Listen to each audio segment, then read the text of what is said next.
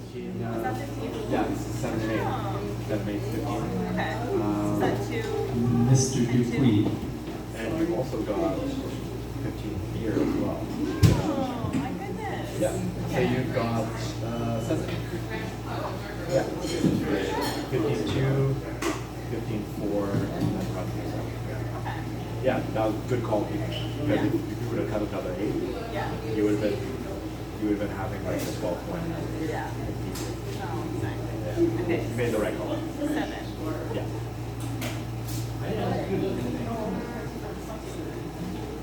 Yeah. Here's the Scott one. So like if somebody wins, like finishes, or if somebody gets past here, perfect. Scott. Okay. Yeah.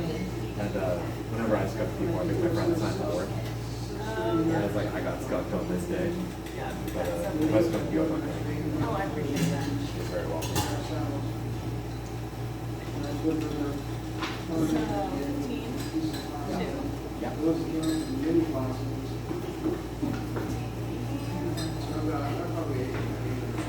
Yeah. And that is just 6. Okay. Got it. Good job. Okay. It's coming back. Yeah, starting to get the hang of it. Your brain is mapping a little bit. This corner. Hey, there you go. When I do math, it works. It does. I have the data calculator on my desktop Yeah. the entire time ever. Yeah. Yeah. It's a lot of places. It's nice. You have this thing called Dime, and it says all the regulatory stuff that you need your passport. It says everything for traveling anywhere in the world with any nationality. Okay. And you like put it in, and it's all written in negative. So it's like, this person needs a visa, except for blah, blah, blah, blah, blah, blah. Or it'll be like, buildings required, except, and or it'll say required, or it'll say advised, or something like that, and you have to like figure out this weird reverse jumble. About basically what people do and So they don't don't do. get denied an entry. Yeah, So you're that's like, the nightmare. yeah, you like hold your faith in your hand. Yeah. And for places like Dubai, it needs to be valid for 6 months on the day that you arrive. It's not doing that because they do like 6 months from like weeks from now. Because it's like you have real money stay, blah, blah, blah, and it's a time change and all this kind of stuff. So they're actually in favor of the one that this day. So like, what's That is really complicated. That's deceptively complicated. Yeah. Like you would think that it is, and then you get to the like a brass tacks of yeah. oh shit, actually. Yeah. There it is. And it's I like, don't consider that. and it's like one day, so you know, Yeah. so you get denied. And I'm like, oh my gosh, like this kind of people like, Even though you paid for your but flight. you can't do it. Like the other day, I felt so bad as this guy who got his family reunion and Munich. And Ladies and gentlemen, welcome to the Spiral Café here on this lovely Friday evening.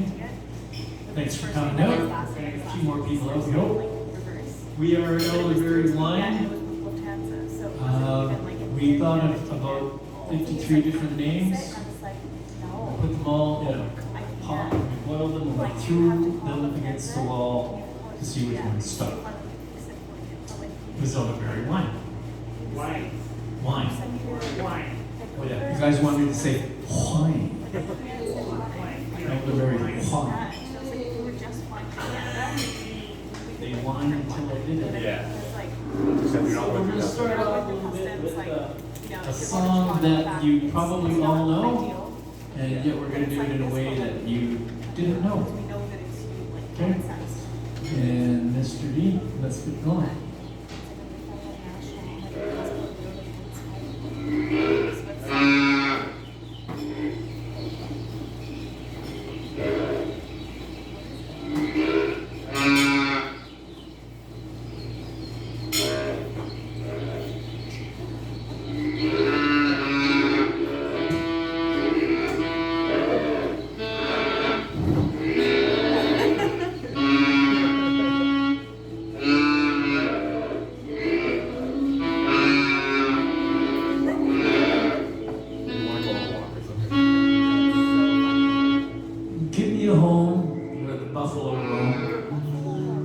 deer and the antelope play.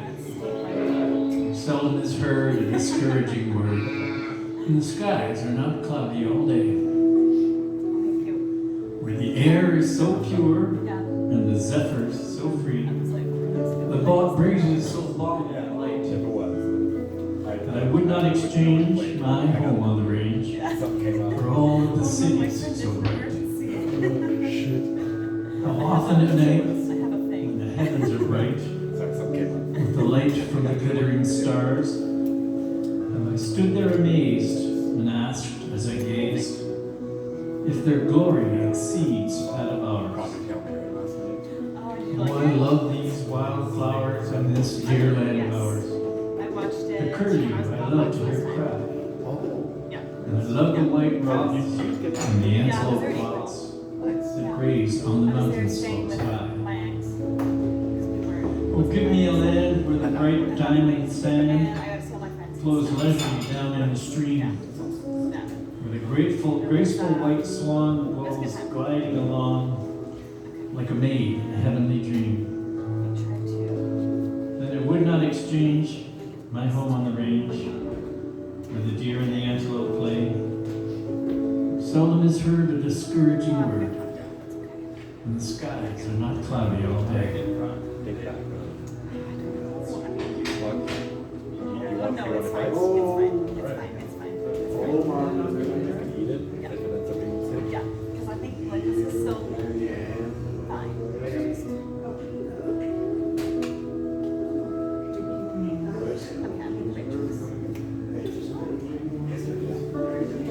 Making on a 5 for so I guess this classic. It's gonna go all the way like at 5.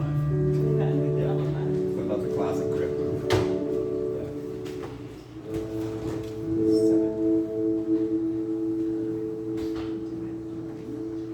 Here we go. I don't know how many of you have ever heard all the words to that song. So Solomon discovered them a few weeks ago, and we thought, oh, let's just add this in here. It started off with that noisy sound at the beginning with the antelopes. That's where it went. Real animal sounds. This next piece is a spoken word piece. It's a little different. Hope you enjoy it. I was sneaking up on 10 years old, and I was having a recurring nightmare. Which was crazy because in my waking hours, I was apparently having an idyllic childhood, free of anything that would or could twist me wrong. In fact, in my innocence, I believed I was having an absolutely excellent time, because I didn't realize that I wasn't having a perfect time. I spent my days in a world of fruit trees and white-tailed deer, amid lost cemeteries, radar towers on fire, on a hill surrounded by woods and prairie. There was a rubber tire swing, 2 tree forts, a cement pond. One of the 4 yards was used for archery in the summer and snowbooks in the winter. The summer sun shone bright, and the few times I remember rain, it was thundering and windy. In the winter, the snow was white and deep, and it threw our toboggan down the hill at speeds faster than anyone had ever slid. You see, even the weather was pretty much the way it should be when you're a 9-year-old boy. With many brothers and sisters, I never lacked for playmates. And in the summertime, we went every day to the lake to swim. 9, 15. For 6. And then the same for 8. And then a run for 10. Is that right? So you actually, so we're at 8 for 15. 1, 2, 3. 1, 2, 3. That's 6. 1, 2, 3.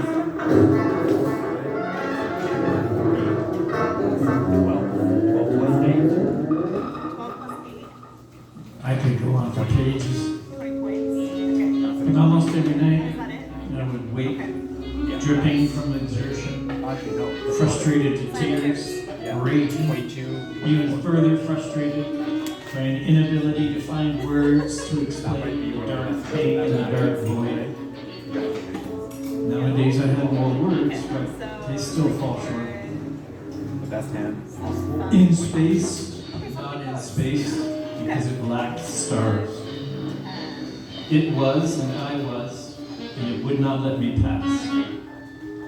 No, that's not right either.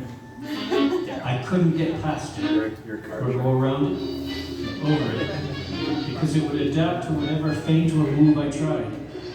Oh my god. It was not alive or intelligent. It was not trying to stop me. The fire That's comes just down. what it did. It stopped me every night, every time, every night, every time. Nice. I perceived it, though it was transparent, as essentially rectangular, a shape vaguely like a book, a wide, shallow box. Sometimes it was just about my size, and sometimes when I raced to the edge to get around it, it grew to nearly infinitely big. It was strong and hard like steel. It didn't always behave like steel does. It was flexible and plastic somehow. Then again, I was capable of impossible things myself. Flying, or growing, or shrinking, or being Superman strong. I didn't always push it physically. In fact, most of the time I pushed it with my mind. Or tried to break it with my mind. Beat it, or punch it, or kick it, or tear it in half like a paperback boat. It would bend a little. So I'd set myself again and push harder, and it would bend a little more. So I'd set myself again and it would bend more, and then I'd have it. Right there, I could feel it start to give, and then I'd set myself again and really push, and it would snap back, and I'd wait, crying, complaining, and my heart growing again. A puny weakling, just like my brother said.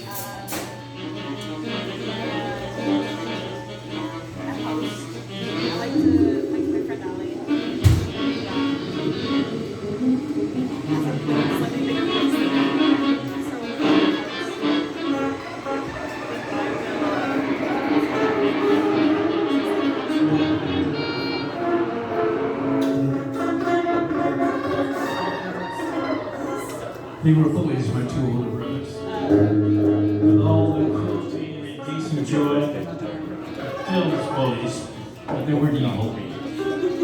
They were just two older brothers, growing up in a military family, in a culture of casual disregard for suffering, at the times and being military made necessary.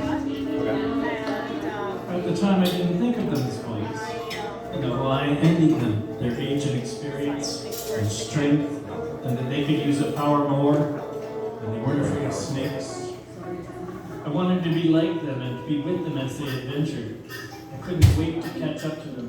And they knew it, and laughed as I ate the dust, and called me weak.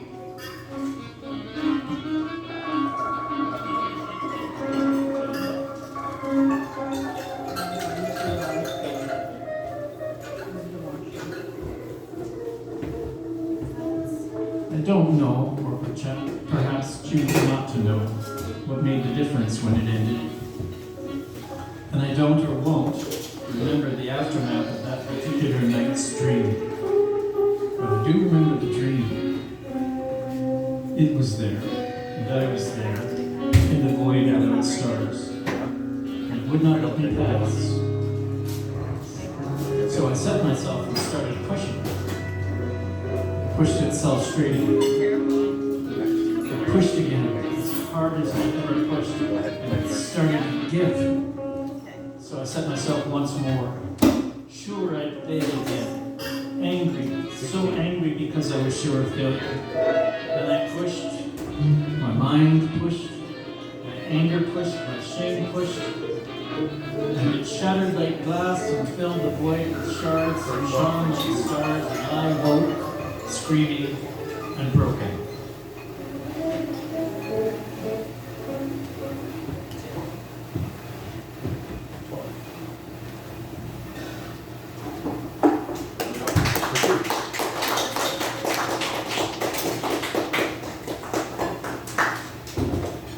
us. for what? And the person who doesn't have to work counts first. There's really large, and you get to do that. And I count order matters because you get that. A guy can be right here, and you're right here, but you count first, so you can like. This is kind of the wicked hand. Okay. So 1, 2, 3, 1, 2, 3. There. That's 8. 15, 2. Nice.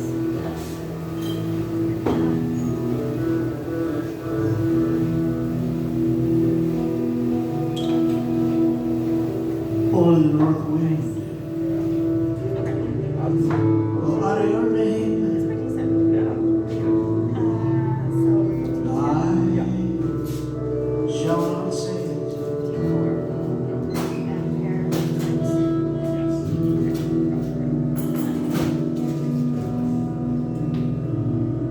Neither shall the south wind. Whisper those songs. Song to your name. Descriptive.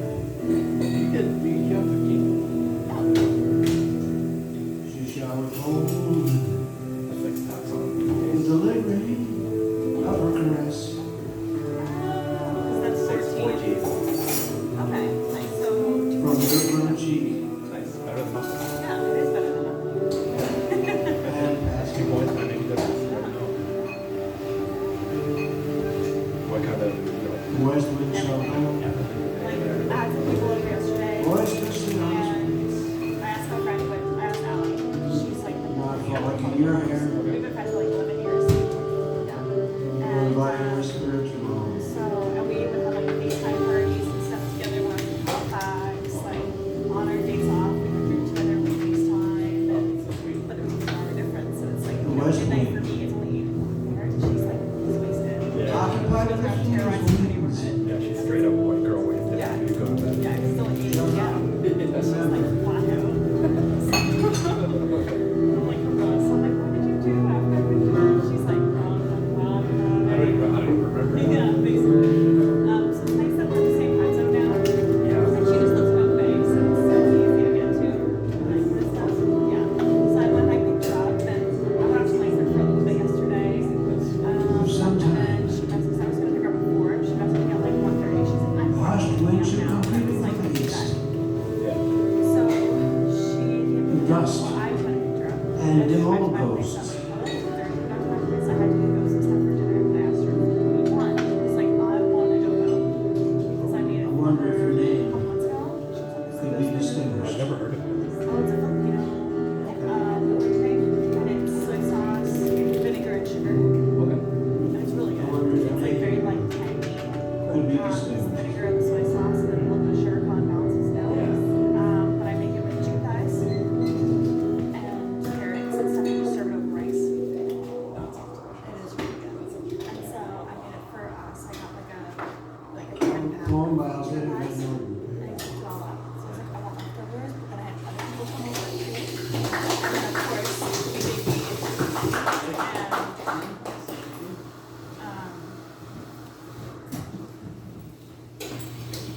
That's the song about the north wind. I already booked it. The north wind makes an appearance in this next story. This one's a little bit longer than the last one, but It's worth listening to. it's actually a story you all learned when you were. It's a piece of a story that you all learned when you were probably 3 or 4 years old. But I've altered it a little bit to make it more of a grown-up story. And I hope you enjoy this part of it. And anybody can tell me afterwards what story I'm talking about that you learned when you were 3 years old. I'll shake your hand. While the pavilions were being prepared for the night's rest, Guinnevere begged to be allowed to go to the market in the town. Sister Beatrice scowled but relented when Lancelot agreed to accompany the young princess. After all, she thought to herself, the poor thing has never seen such a thing as a market in all of her sheltered life. surely no harm can come to her with the king's own captain at her side. Go then, said the old nun, but do not tarry. I don't trust the darkness and the clouds, and we still a long way to travel tomorrow. She gave Lancelot a look and let him know that great knight or no, trifling with Sister Beatrice was fraught with heavy consequence. Yeah, you're supposed to like cut it. Your supper will be ready in 2 shakes. Scurry now, hurry back. I really like it. And remember, the bishop is coming to dine with us. And so it's just a fall. It was nearly the end of the market day.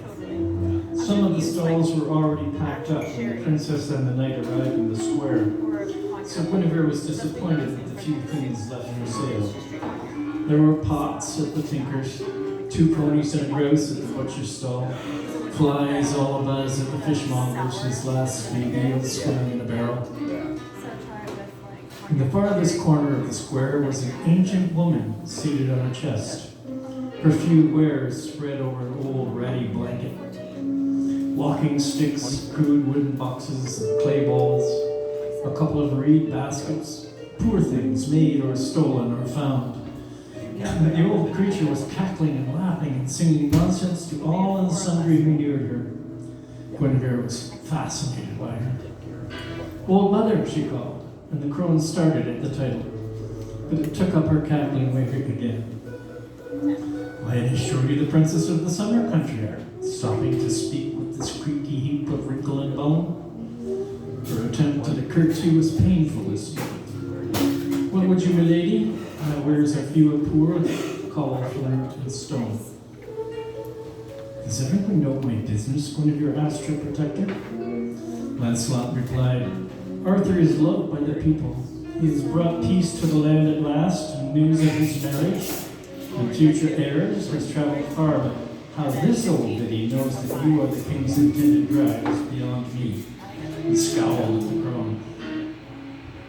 Mother, again the woman seemed surprised at the name, but Guinevere hardly noticed. There are so few things left to buy in the market, and I so want to make my very first purchase this day. Have you nothing finer hidden away that I may take away with me to remind me of this journey? The crone peered at Guinevere, eyes glittering, and she seemed to appraise her, and she bent to open the chest she'd been sitting on. I have but one treasure that I've kept for many, many moons. It is a wonder, and I would be sad to part with it. But I am old now, not long for this world and this old body. She sighed as she brought out her finest thing, and Guinevere's eyes widened at its beauty. I would count it a great blessing to make a gift of it to our queen-to-be. Her speech took on a cadence like a poem as she described the thing. It is a shawl, spun from the silk of caterpillars. Caterpillars fed only the leaves of mistletoe. Silk gathered in the new moon, when only the stars of the Milk River light the night. Venus Witcher, called Avalon by the old ones, did the wise sisters of the glass isle all take a hand in its weaving. Weaving it in one long night, the eve of Yule, the time of the dragon's visit, the day our Arthur was born, the day the enchanter took him to raise him and teach him, hidden from the eyes of the wide world. The old woman's eyes glittered even brighter as she told her tale, as if she had been there. It is yours, milady, for the price of your blessing on my ancient head. Oh, it is beautiful, cried the princess, but how could this stop even the slightest of draughts? It weighs less than the air itself. It's a wonder it doesn't float away like the mist. The shawl was moon silver, diaphanous, 1,000 tiny amber beads strewn across it like the star river of clear night skies. Each bead held within it a tiny black dot, for all the world like eyes staring out. Guinevere loved it instantly. My blessing I give freely, old mother. This time the crone's eyes barely flickered at the table. My companion will give you a silver coin for this treasure. Guinevere glanced at the scowling knight, mischief in her eye. Do you think, Sir Lancelot, that we should take her with us to the wedding? Before Lancelot could make an excuse about the need for speedy travel, the crone, now packing up her goods, said, Lady, should your journey end at Camelot, you can be sure the spirit in this bag of bones will So I was move. right in like north. Again, her eyes took on the bright glitter. For now, though, I must be off home to be ready for the night's show. Lady, when this shawl warms you, remember this old pagan all your days. With a tug of her hair, the crone scuttled away, cackling and singing her nonsense. As the princess and her knight made their way from the market, the crone turned a corner by the blacksmith's shop, shivering a little at the iron. The air about her shimmered, and like the sun burning away the morning mist, her age lifted, and she stood tall, and her ragged clothes became whole and regal. Morgan, Queen of Orkney, half-sister to King Arthur, greatest witch in Britain, walked away, eyes glittering, pleased with herself. There was one chore left in her plan. Guinevere, turning for a last look about the square, saw Morgan and was struck by her strange beauty. "Who's that?" she asked Lancelot. But by the time he turned, Morgan had disappeared. "We must hurry, Princess. The bishop will arrive soon." As the shadows grew long, Morgan entered her cavern. She left the brazier unlit, using one candle for light, and stripped off all her clothing.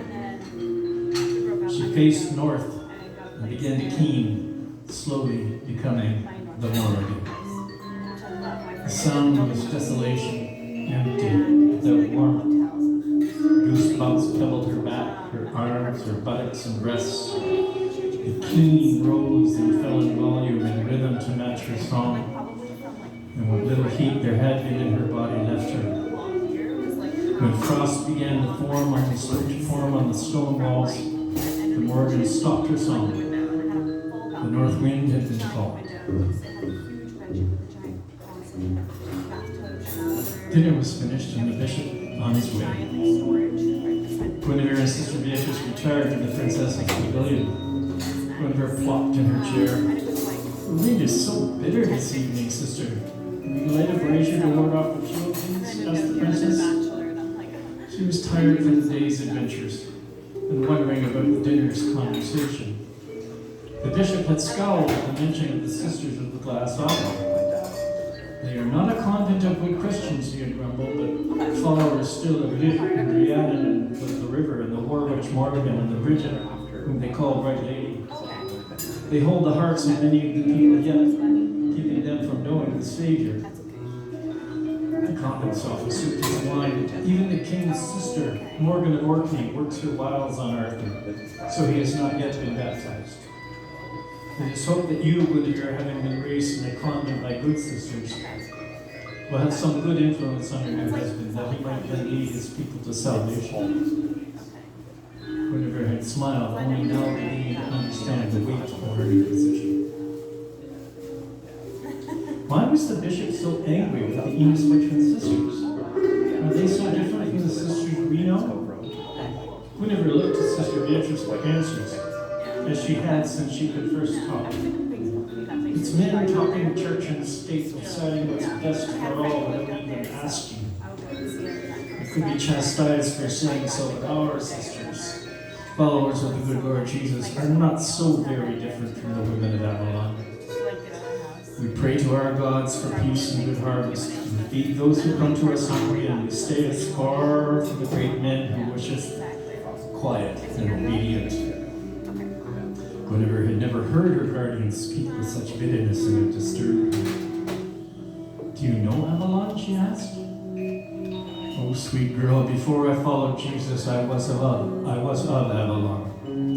My conversion came about when I was told of our Lord's mother and his love, the Marys, and saw that they were the same in spirit as Bridget and Rhiannon. The sea is no different than the river. Enough of this now, it's time we were abed." The old nun began to bustle about in a way that let Guinevere know she was done with this conversation. "I like not those clouds in the sky in the day, and now the wind blows like the dead of a January night," said Beatrice, as she gathered blankets and pulled a little fire closer to her young charge. "Would you like to wrap yourself in your new shawl?" she clucked. "It's It's so flimsy, I'm sure I don't know how it can keep a body warm. Oh, it is a fine shawl, though. Tegan is the bishop's round all about at dinner. Yeah. She admired it for a moment longer and wrapped it about Guinevere's shoulders, kissed the princess on her sleepy head, and reached for her own But you cot know in the what? corner. We meet a lot of people. Soon the old woman was Especially, fast like, asleep, different- snoring quietly. And I'm like, oh, from the island? And you're like, oh, how'd you know? The wind died away, and its howling finally stopped. No, exactly. The air in the pavilion calmed and slowly warmed. Guinevere was writing to her father, content to be alone in her thoughts, but soon began to drowse, lulled by the welcome heat and the rhythm of the old nun's snores. She pulled the wonder shawl even closer round her shoulders. She roused ever so slightly, only long enough to pull the braccia I never even made closer a to GI her, though. and then she nodded off in her chair. I mean, I want to get In the flicker of the flames, the shawl seemed to ripple. Yeah, my dad's from Newfoundland, so. The fire made the amber beads glow and shimmer. They softened and began to melt. In each bead, the center blacknesses stirred.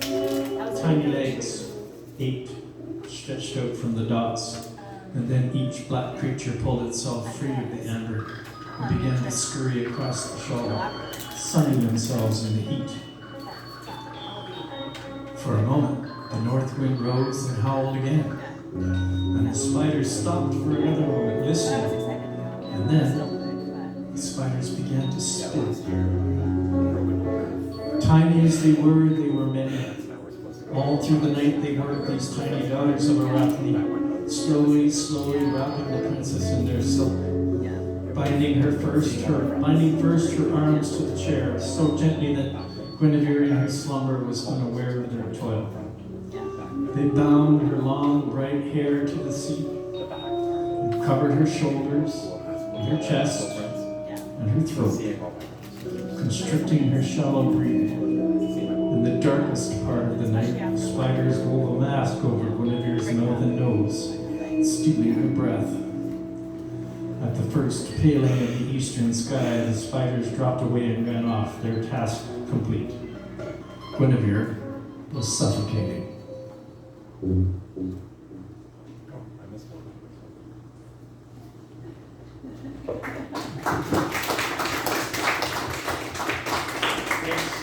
Well, my dear friend, you heard an intermission.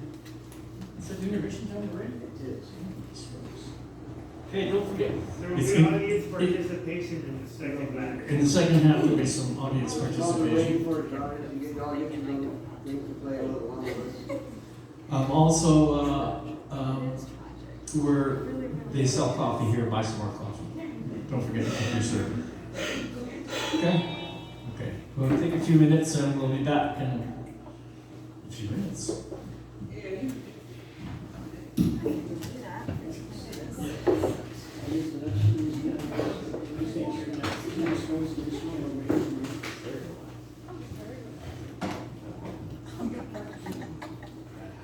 There is another part.